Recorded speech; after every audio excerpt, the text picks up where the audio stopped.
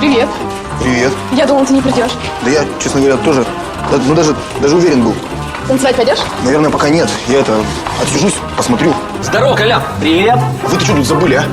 Как что? Пришли посмотреть, как ты бедрами будешь шевелить. А что, нельзя? Вот делать вам больше нехер, да? Ну, кстати, пацаны пришли тебя поддержать тоже. Здравствуй, Коля. Здравствуйте. Привет, ребята. Мария Афанасьевна, здрасте. А вы какими судьбами?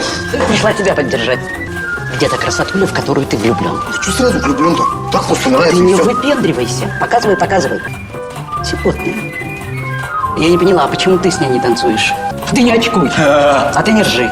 Иди и приглашай ее танцевать. И помни, что через 10 минут все закончится. Помни, что в танце самое главное – душа. Пошел. Вера, А, может, потанцуем?